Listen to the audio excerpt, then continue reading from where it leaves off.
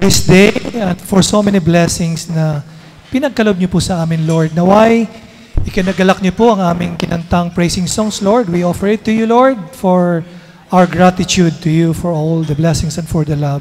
And this we ask and left everything to you, into your hands, into your mighty name, through our Lord Jesus Christ, your Son, in union with the Holy Spirit, one God, forever and ever. Amen. Mga kapatid, let's all glorify God all together by saying, Glory be to the Father, and to the Son, to the Holy Spirit, as it was in the beginnings, now, and ever shall be, world without end. Amen. In the name of the Father, and of the Son, and of the Holy Spirit. Amen. Ayan. Maraming salamat po, mga kapatid. Ayan po. Let's settle down po. Ayan. So, okay po ba tayong lahat? Kumusta po yung the whole week natin? Medyo busy po? Ayan. Unang-una po ulit, maraming salamat sa pagdulog niyo po sa aming invitasyon. Actually, it is not us who is inviting. It's our Lord Jesus Christ. So kami po ay mga instrumento lang po ng Panginoon. Okay? At magandang hapon po. At before we start our talk, kagaya sa nakagawian natin, gusto ko lang po ipakita sa inyo yung ating magiging outline, program outline today. So, kanina we had our gathering songs. Today we have done our opening prayer at saka welcoming. Okay, welcome po sa lahat. Mga sis, mga bro, musta po? Thank you very much. Ayan. And then recap for the last session. Diba? And then, next will be the talk number 6. And then after the talk, we'll be having the pray-over session. So, mamaya po, sige po, i-explain natin about the pray-over session. And then after the pray-over session, babalik po tayo rito. And then, we might have some small sharing sa ating, kung ano maging experience nyo later on sa pray-over session. Okay? And then announcements. And then we'll have again short minute talk. And then closing prayer. Okay? Sige po. Ayan. So, recap po tayo sa past session natin. That was session 3. So, nasa session 4 na po tayo. So, we have actually 5 sessions. Ito yung second to the last. Very important po sa atin to because this is the session where we are going to have a pray over for the receiving of the Holy Spirit. Okay? So, sino po yung kakaalala for the past talks? Session 3. Tama bro. Maraming salamat. Christian ideals. Diba? So, yung Christian ideals, diba? Loving God and loving our neighbor. Diba? Kasi magkasama yon. Hindi pwedeng mahalin natin ang Panginoon na hindi natin mahal ang ating kapwa. So, magkasama po yun. Hindi rin pwedeng mahalin natin ating kapwa pag hindi natin mahal ang Panginoon. Okay? It's very important. And then yung talk number 5 po is about the Christian family. Yun po. Tinalakay po natin doon yung about God's plan for our family. Di ba? So, at kung ano yung mga challenges natin nowadays. Di ba? Ang reality, challenges natin sa ating mga pamilya. Yung reality ngayong panahon. And then tinalakay din natin yung ano ba dapat ang ating gawin para ma-overcome natin yung mga challenges na yun, di ba? Sometimes we call it harassment. Mga harassment sa ating mga pamilya, okay? So ngayon naman po, we will move on to the talk number 6, di ba? So talk number 6 po ay meron po tayong ang ating talk number 6 po is empowered by the Holy Spirit. Okay? Empowered by the Holy Spirit. Empowered by the Holy Spirit. So we will have the empowerment later on sa ating pray-over session. Okay? So we do hope that we are all ready for that. And yung magde-deliver po sa atin ng talk about empowered by the Holy Spirit ay isa po sa ating mga elders. Matagal na po sila sa ating community. Sa Couples for Christ at saka sa church din. She is serving the church at the same time sa Couples for Christ. So, I hope na nakita niyo na po siya. Maybe you know her as well. Pero kung hindi niyo po siya kilala, she will introduce herself later on. Okay? So I will not make my introduction long kasi i-introduce niya rin yung sarili niya, okay? Okay, I would like to introduce to you our dear sister, Tita Agnes Marquez. Maraming salamat po. Ramos, kasal na ako, bro. Magandang hapon!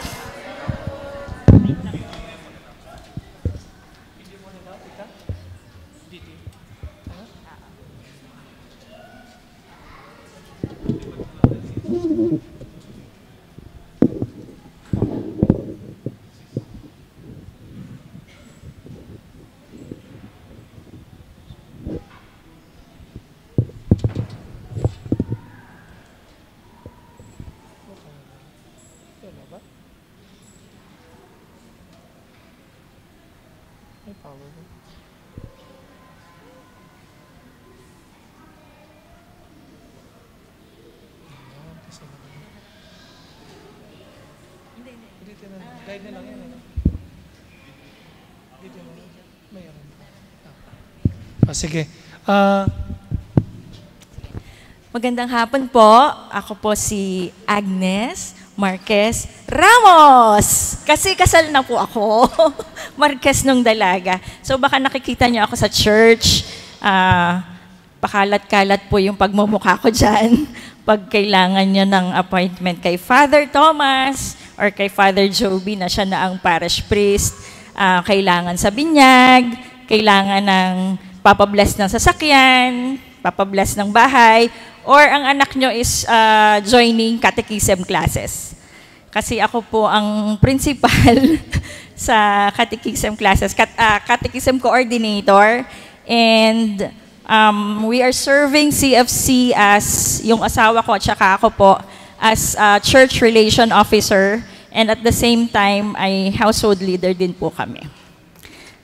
So ngayong hapon, nandito kayo. Siguro po, meron kayong mga plano. Meron kayong dapat lakad. Pero, ang nanaig ngayong hapon na to, ang plano ni Lord.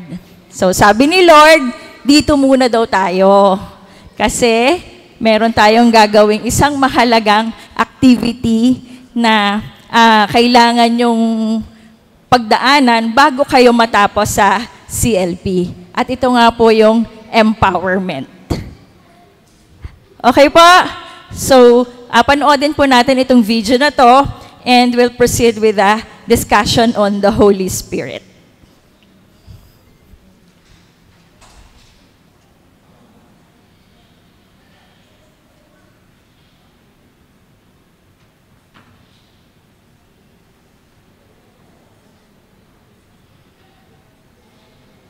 Trinity, oftentimes represented as a dove, as water, or as tongues of fire. The dove represents the Spirit that comes down on us and continuously purifies our hearts. The water signifies fruitfulness of life. Ulitin po natin. Who is the Holy Spirit? God is love. This love shared between God the Father and His beloved Son Jesus is the Holy Spirit.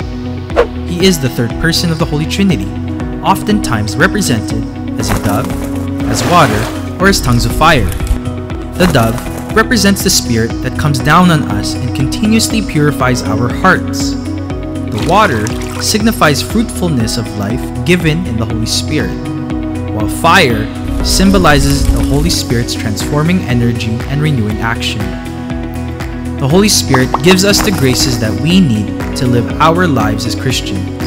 The Holy Spirit enlightens the mind and gives us a deeper understanding of God and the mysteries of our faith. It also strengthens our desire to love, honor, and serve God. We celebrate the Holy Spirit at Pentecost. Pentecost is the feast known as the birthday of our Catholic Church. The word Pentecost is derived from the Greek word Pentekoste, meaning 50, signifying 50 days after Jesus' death and resurrection. Pentecost is the fulfillment of Christ's promise to the apostles before He ascended to heaven. In the Gospel of John, he promised that God the Father will send the Holy Spirit to teach and to remind the apostles of everything that Jesus told them, so they should not be afraid. In the Gospel of Luke, Jesus also promised that the apostles will be his witnesses and they shall be clothed with power from on high. So if Pentecost was the fulfillment of Jesus' promise, then what did happen at Pentecost? After Jesus ascended to heaven, Mother Mary, the apostles, and the first followers of Jesus were gathered together in the upper room. Then suddenly, there came from the sky a noise like a strong driving wind, and tongues of fire came to rest on each one of them. They were all filled with the Holy Spirit, that they began to speak in different languages. Now there were devout Jews from every nation staying in Jerusalem at that time. These people ran over to see what all the noise was about, and were surprised to hear that their own languages were being spoken. They were so amazed that they asked, "Are not all these people who are speaking Galileans? Then how does each one of us hear them in our own native language?" Then Peter stood up and explained that what they were experiencing is an outpouring of the Holy Spirit. He then proceeded to proclaim who Jesus was, that he is the Savior who was crucified, died, and was raised from the dead. He called on the crowd to repent and turn to Jesus for salvation. At that moment, there were 3,000 people, who then came to believe and were baptized on that same day. From then on, by the power of the Holy Spirit, the disciples began to go to other nations to proclaim the message of Jesus. Just like the early disciples, we too shall continuously be renewed, transformed, and empowered, from our baptism to the Holy Spirit's fuller release in our confirmation, to our everyday life through the graces received in, through, and by the power of the Holy Spirit.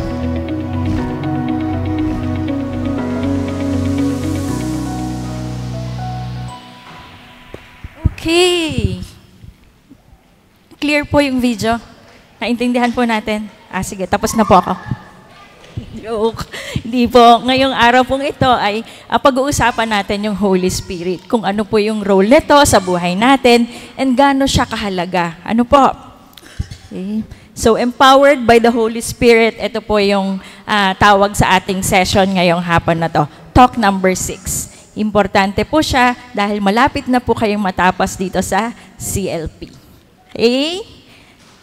So, kung kanina po napansin nyo yung mga songs natin tungkol sa Holy Spirit po halos lahat. Ano po? Ablaze, you are clothed with power, and then yung isa is Spirit of the Living God. So bakit? Kasi kailangan po nating i-ready yung sarili natin sa pagtanggap ng Holy Spirit ngayong hapong ito. So ayan po ang aking family. Ang aking pong asawa ay wala dito. And ang aking naman pong dalawang anak, yung isa pong panganay ay nasa Pilipinas. Dati po siyang chapter head ng YFC. And he also served as YFC sa Philippines. And then ang bunso po namin is now in YFC. So nagsaserve din po siya as altar server. So all of us are serving not just in CFC but also sa church natin. And hopefully, pag na-empower na po kayo ng Holy Spirit, ganun din yung magiging effect sa inyo. Ano po? Not just serving our community, the CFC community, but also our church. Okay po. So, bakit daw po ngayon yung Christian today looks weak and lifeless, lacks power and effectiveness? Kung mapapansin po natin, masyado tayong maraming distractions today. Kasi nung mga unang panahon, hindi naman uso ang social media. Ngayon, ang dami. Ang dami po. All forms, andyan na. One click away nga lang. Pero, dapat din po nating i-check yung mga ginagamit nating social media platforms and meron din tayong time. Meron po din po sana tayong time para magdasal at magsimba. Kasi yun po yung sinasabi dahil daw weak and lifeless kasi pwedeng active in other forms pero kulang naman dun sa personal relationship with the Lord. Ano po, hindi lang nagsisimba pero dapat merong nagdadasal, yung merong intimate relationship, parang mag-asawa. Di po ba ay may tawagan kayong mag-asawa sa isa't isa, tapos alam nyo yung meron kayong sekretong kinikip and you talk to each other nang walang inhibitions. So, pag nagdadasal tayo sa Panginoon, ganun din. Pero sa mga panahong ito, minsan, hindi na daw po ganun ang sitwasyon. Kaya, there is lack of power and effectiveness. Kumbaga, may kakulangan. Minsan nga po sa mga bata, yayayain natin. Sunday, simba tayo, or Saturday, ano magiging excuse ng bata? Nasa party, tinatamad, inaantok. So, hindi natin madala sa simbahan. So, minsan nagiging challenge siya sa atin.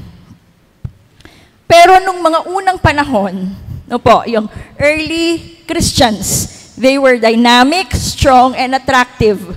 Bakit? Balikan natin yung video kanina. Di po ba? 12 sila, na-empower sila ng Holy Spirit. And that very same day, they were able to convert 3,000 people. And hindi pa po nagtatapos sa araw na yon. They were able to go out and conquer the Roman Empire. Kung dati, pinipersecute ang mga Christians kasi naniniwala sila kay Lord. Pero ang nangyari, yung seat of Roman Empire was converted. And nung panahon din po na yon, alam natin na yung mga Kristiyano, they are willing to die for their faith. Di po ba? Kaya marami tayong saints na kahit pa daw sila itapon sa kulungan ng mga leon, hindi nila ipagpapalit ang kanilang faith. Hindi nila itatakwil si Lord. Kahit paulit-ulit silang patayin, hindi nila tatalikuran ang Panginoon. So, ganun po ka-strong. Ganun ka-strong ang faith nila noong mga panahon na yon. And yan po yung sinasabi ng Acts. Yan yung promise na kahit wala na si Jesus sa panahon na to, andyan, may papadala siya. And that is the Holy Spirit. Ano po? Siya yung mag-guide sa atin, magdadirect sa atin, tutulungan niya tayo. And yung mga ibinibigay niyang blessings to us, yung mga gifts, yan yung po yung gagamitin natin to have a good life. And, okay, so the source is the Holy Spirit. Usually, ang symbol po ng Holy Spirit is kung nakita nyo kanina sa video, yung tatlong circles, they are intertwined, equal, coexisting with each other, kumbaga, of the same nature and substance. Yun yung nakastate sa ating creed. So, the Holy Spirit is God, the third person in the Holy Trinity. So we have God the Father, God the Son, and God the Holy Spirit. Ito po yung ating central mystery of our Christian faith. Trinity, ibig sabihin, tatlo, pero iisa. Ano po? Tatlong persona sa iisang Diyos. God the Father, God the Son, and God the Holy Spirit. And the Holy Spirit is at work with the Father. He is at work with the Son from the beginning until the completion of the salvation. And the Holy Spirit, through Jesus, leads us to the presence of the Father. Yun po yung ibig sabihin ng tatlong circles kanina. Wala pong nakakalamang, wala ding kakaiba. So they are it's a circle kasi it's endless. There's no beginning, there is no end, and the circles are intertwined, meaning it is eternal and unified. So God the Father, God the Son, and God the Holy Spirit, symbolizing the Holy Trinity. Okay. And though there are three persons, each one po, bawat isa ay may distinct characteristic, no? So if we will take into consideration yung nagsisimba po tayo, di ba, pag Sunday. Saan po tayo nagre-recite ng faith natin doon? Which part? Meron tayong profession of faith. Yung ating paniniwala ay ating i-declare.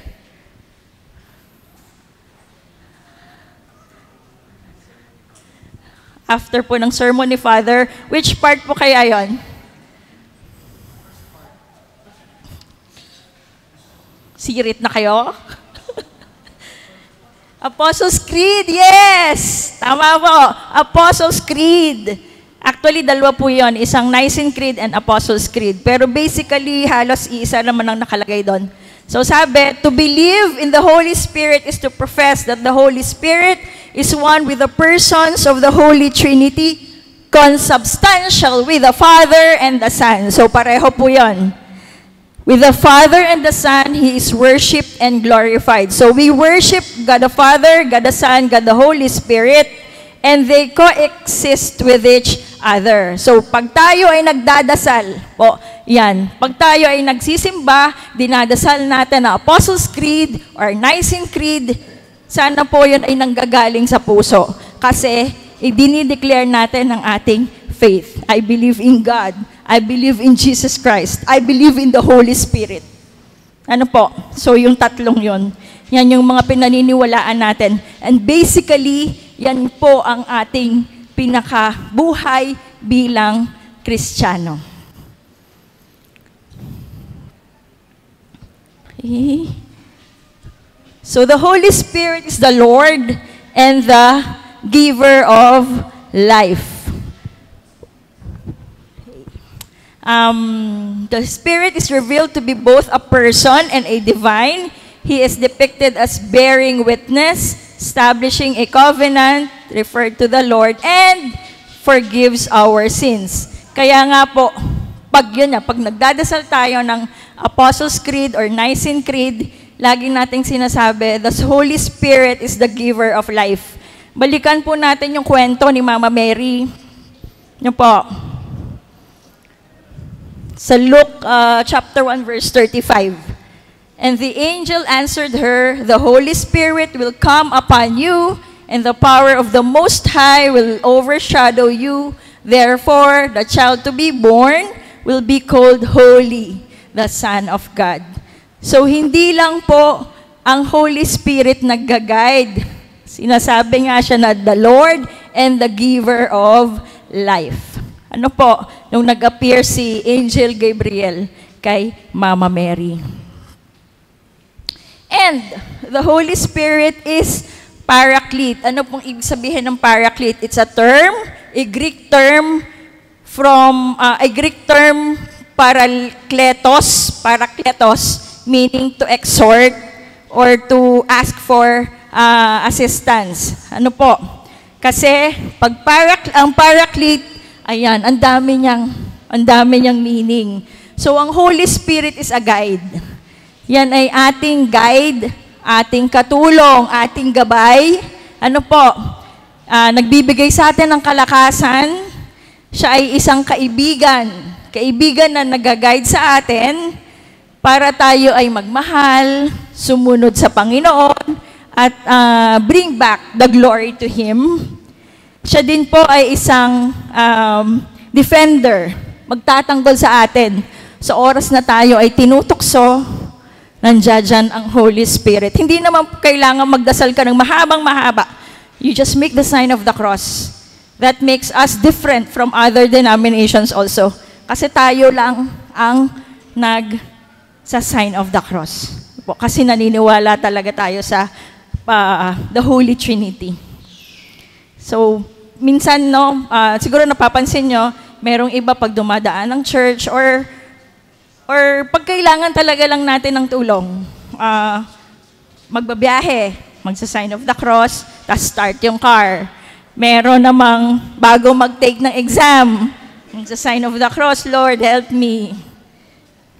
Merong natutokso ka na, so kailangan mo paglabanan yung tukso, Lord, please. So, ganon. Defender din po siya. Helper. in times of our weakness. And sa oras na tayo ay medyo dumadaan sa isang pagsubok, andyan din po siya. The Holy Spirit is our guide in our darkness. So, hindi naman laging masaya ang buhay. Ano po? Hindi laging masaya ang buhay. Pero the fact na tayo ay laging umaasa na sa kabila ng ating mga pinagdadaanan, laging nandiyan ang Panginoon sa atin.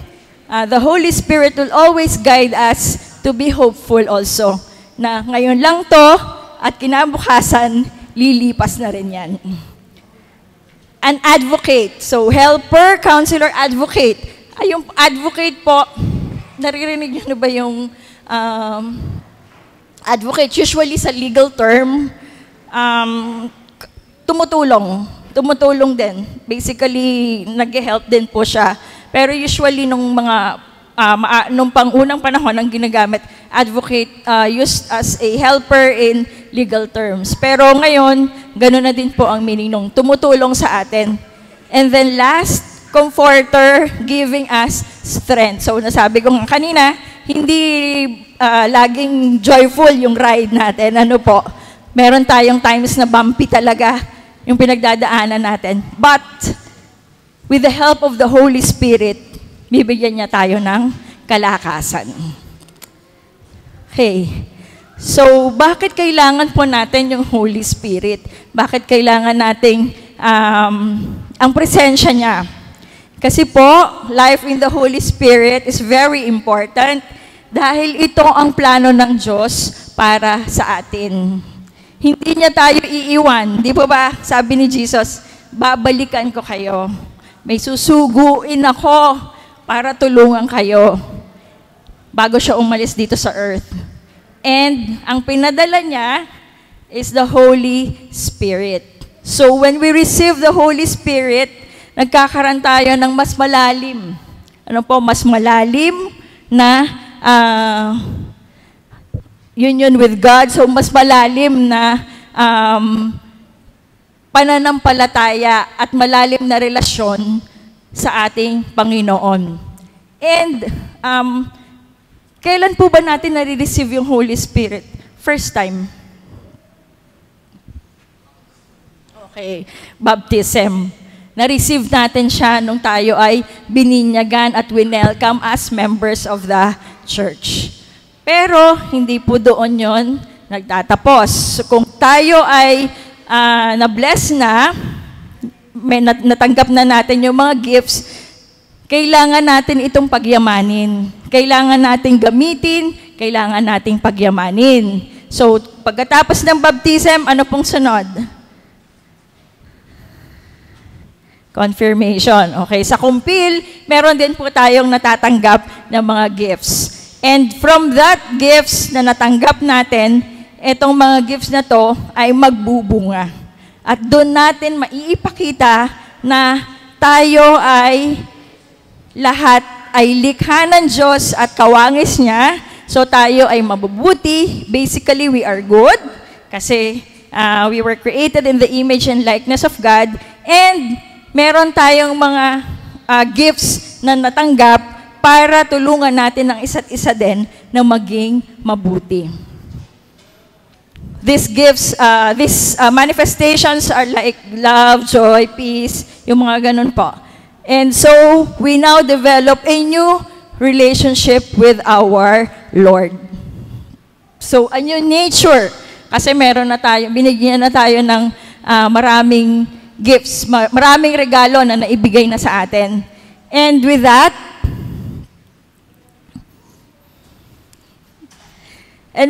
we will now be able to serve and be powerful witnesses of the Lord. Ano po, meron na tayo ngayong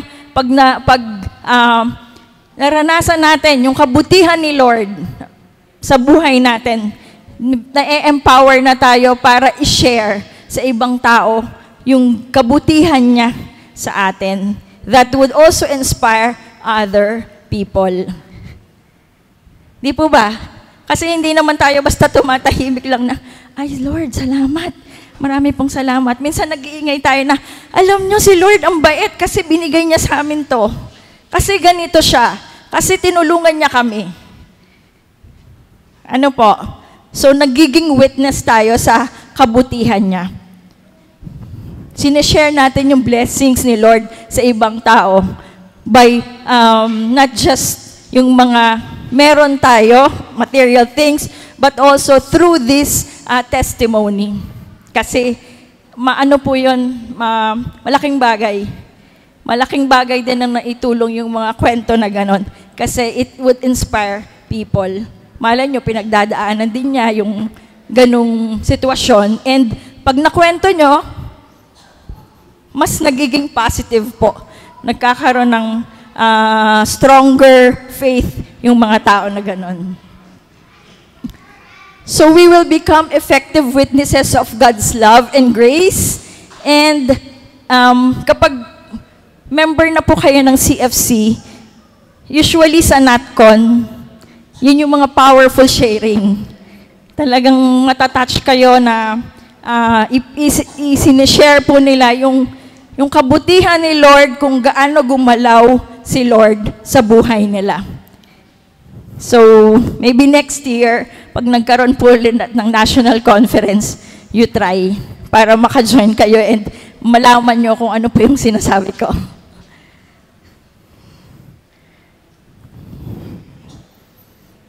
Okay. So, ano-ano po ito? Ano-ano po itong mga regalong to?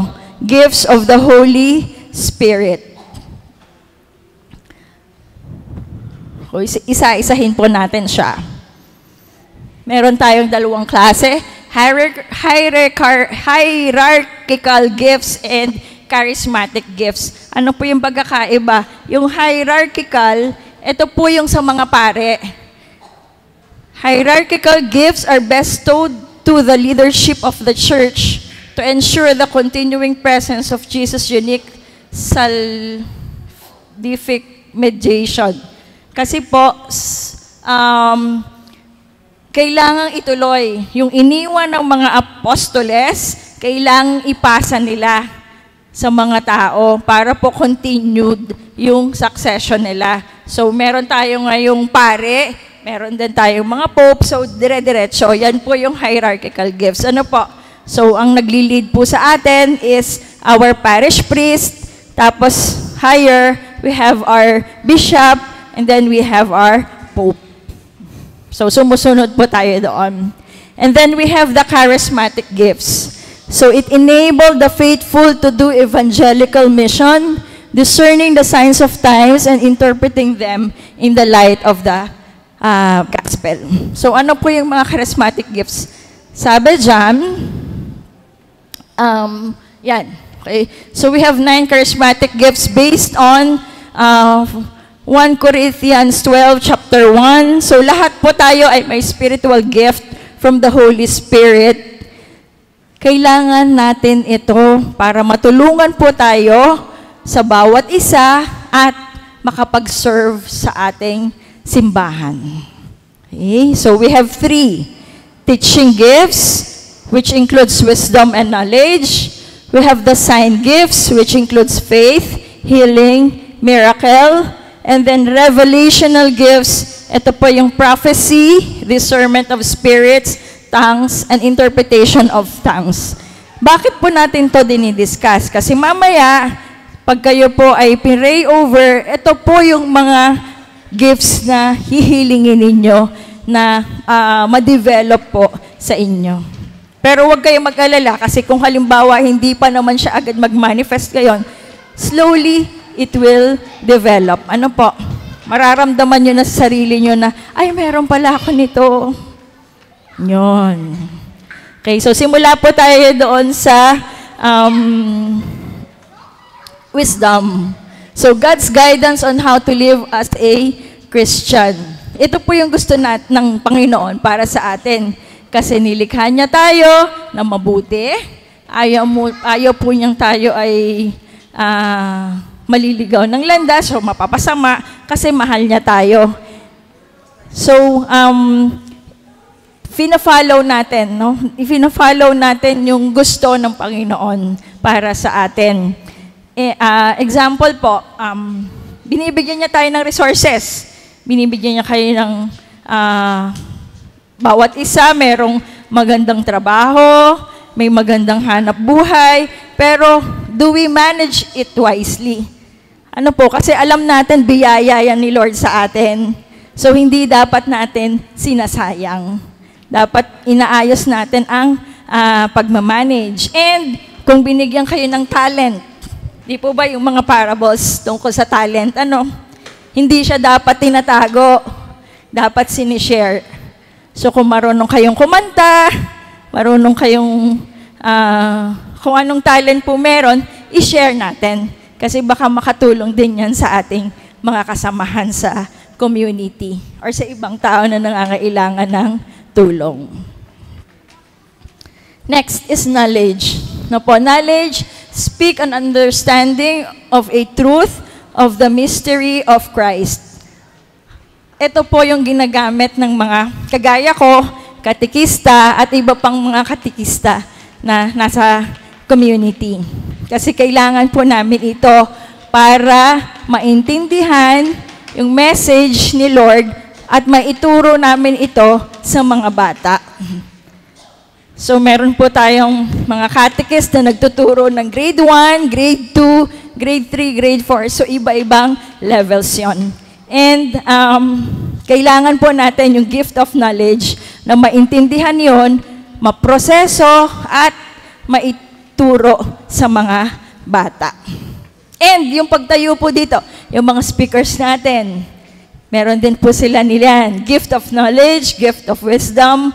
Kasi pag tumatayo po sila dito sa harapan, hindi po sa amin basta lang nanggagaling yung mga learnings na nandoon. Kasama na rin po yung galing kay Lord. Binibigyan niya po tayo ng guidance kung ano ang sasabihin sa inyo. Next, ito po, faith. Faith, the charismatic gift of faith seems to be a special gift of prayer. Bakit? Sabi daw po, prayers of the righteous are powerful. At pag nagdadasal, hindi lang po tayo basta hingi ng hingi. Hindi, Lord, sana ganito, Lord, sana ganyan. Lord, sana ito, sana manalo ako sa loto.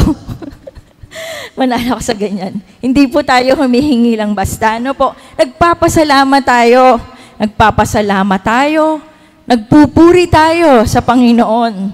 Kasi dapat po talaga siyang papurihan sa lahat ng mga biyaya na patuloy niyang pinagkakaloob sa atin. And kahit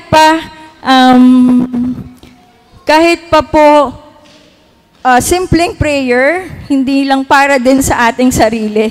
We also pray for other people. And with that prayer, we know na ibibigay ito sa atin. Definitely ibibigay. Totoo po? Pag nagdadasal kayo, naniniwala kayo ibibigay siya ni Lord?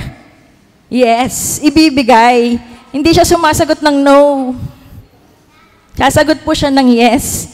Pero, hindi kaagad.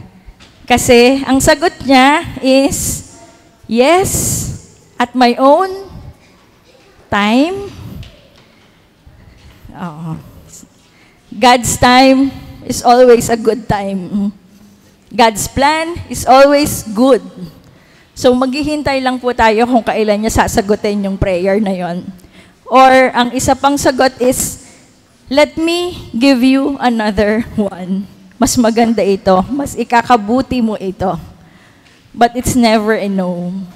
So, pag nagdadasal po tayo, nandun lagi yung faith natin na ibibigay ito ni Lord. Okay. Next, we have the gift of healing. The Holy Spirit can manifest this special gift through any believer so He can then heal someone of any kind of diseases, illness, and sicknesses. Meron pong ganito. Merong iba talaga na gifted with healing. Merong may mga pare, kaya nababalitaan natin yung mga healing priest sa Pilipinas, ano po. Meron ding iba na kagaya natin na meron talaga silang gift of healing. Ipipray over nila yung mga anak nila, instead na bigyan agad ng gamot. Tapos, kung maliliit lang naman po na na sakit, yon. Next, we have miracle. Supernatural activity from God. So, ito po talaga yung may mga divine intervention na hindi talaga natin ma-explain. Ano po ba yung mga natatandaan yung miracles ni Jesus sa Bible? Kasi the Holy Spirit is at work also. Ang tinapay, po, multiplication of bread, feeding 5,000 people. So, dumami. And meron din po, maraming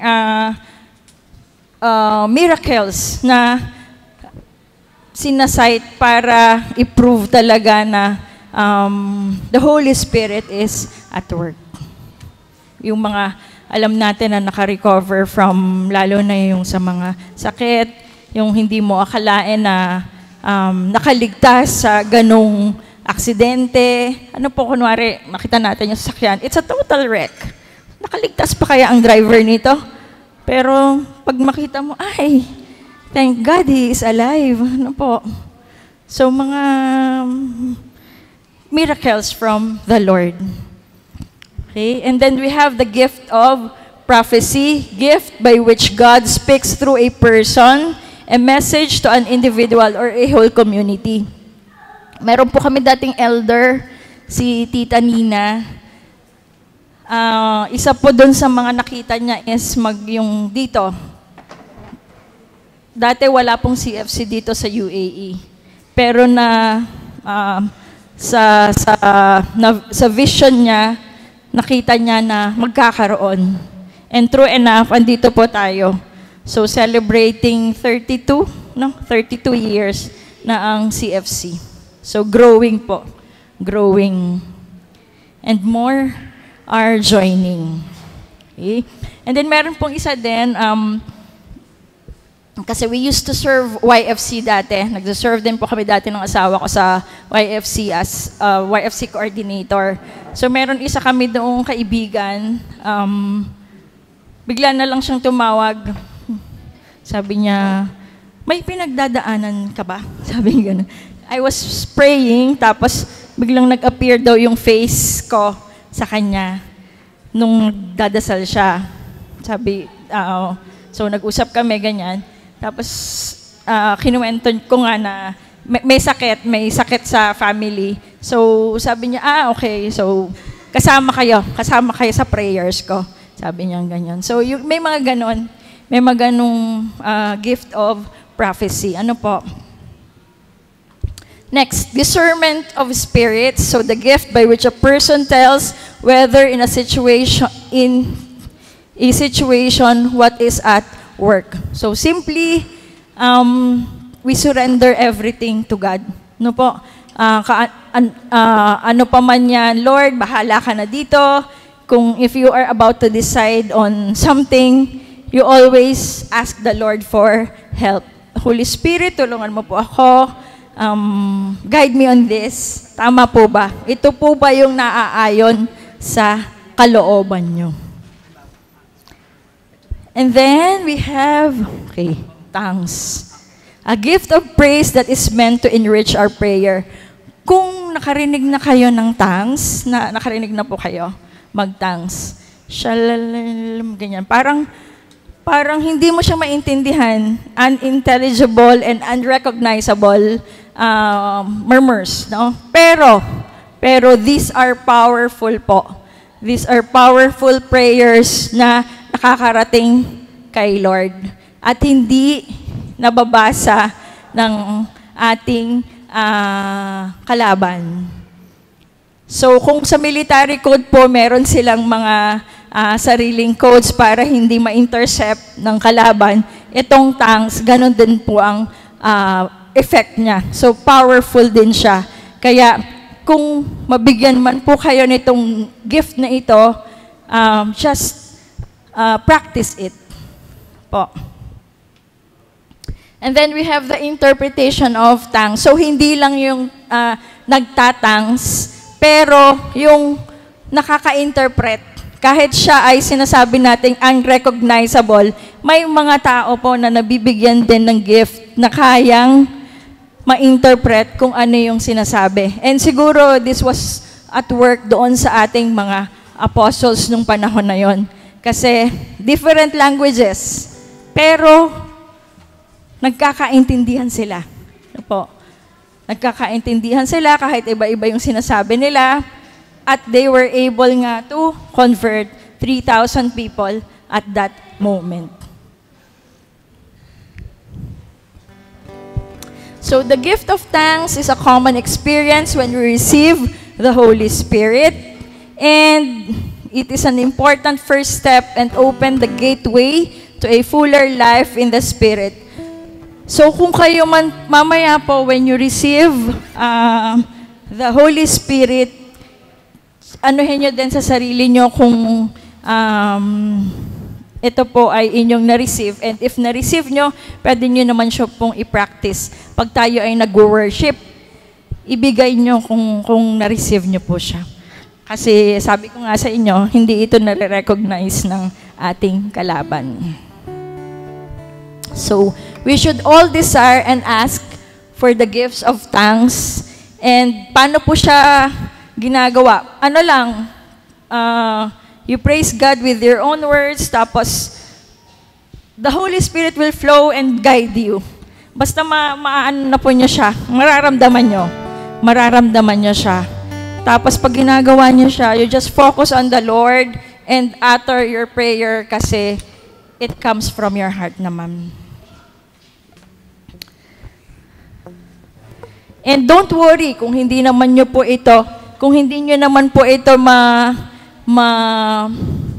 ma-receive kaagad, don't worry. Kasi baka hindi pa po ngayon, slowly baka dumating siya. Okay?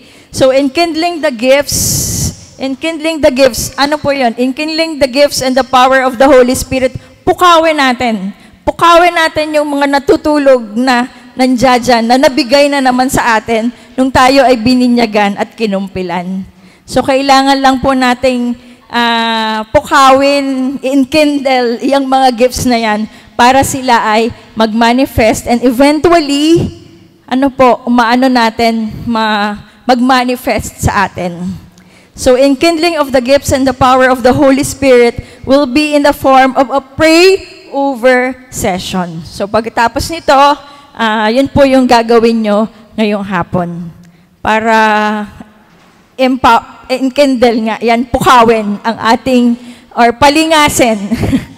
Palingasin yung mga regalo na yan na meron na sa atin. Natanggap na natin nung tayo ay binyagan at saka kumpilan. Ano po? And you have to desire it. Ibibigay ni Lord kapag alam po niya na gustong-gusto nyo. So we enkindle through, strengthening prayer life. So, sabi ko nga po kanina sa inyo, kailangan nating ma-establish ang relationship with God through prayer. Tapos, wholehearted service in CFC. Pag sa graduation nyo, meron po dong covenant. So, susundin kung more or less mag-establish ito ng routine sa inyo, kung paano kayo magdadasal, how many minutes should you spend, mga ganon. Hindi naman po siya talaga ine-impose sa inyo, but you can start from there hanggang sa ma-develop nyo na yung routine. And then wholehearted service through CFC. So sabi ko nga po, binigyan tayo ni Lord ng talent. Binigyan niya tayo ng treasures, and binigyan niya rin tayo ng oras. So pwede nating i-share yung mga bagay na yon at hindi dapat natin tinatago. Di po ba, pag tinago nga natin, baka mawala. So, kailangan natin gamitin at pagyamanin. Malay nyo, meron sa inyong, in the future, maging household leader. Tapos, tatayo din dito. magsasalita. Di po ba? And of course, when you are serving CFC, you also have to serve the church. So kung ano po yung talento na ibinigay sa inyo, yun din ang gagamitin nyo in serving our church. Kung merong gustong mag-join sa choir, kay Tito Francis, kung meron pong gustong magbasa, lectors, commentators, kung gustong mag-serve as ushers, or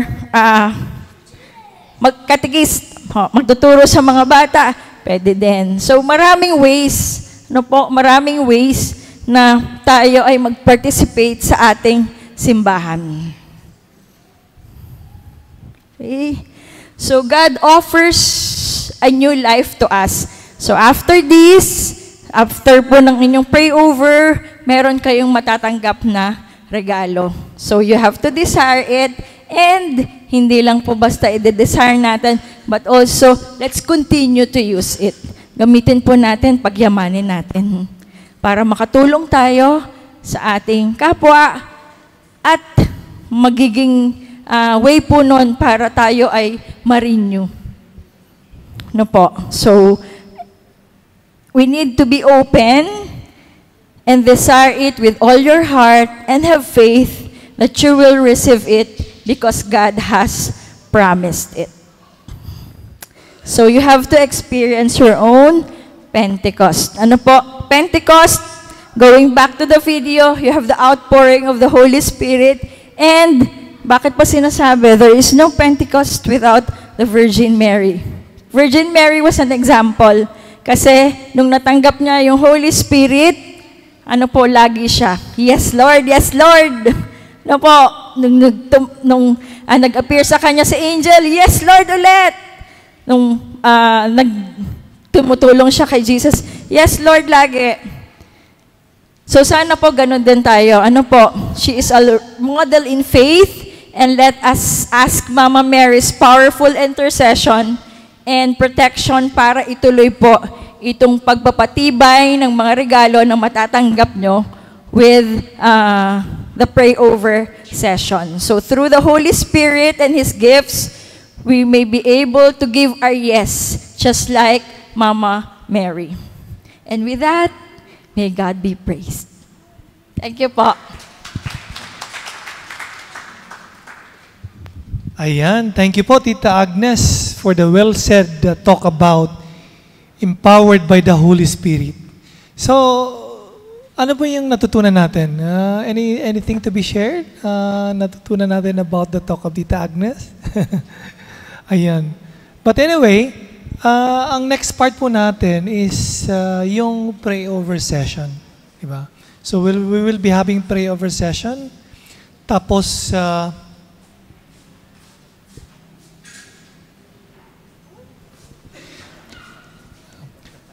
okay.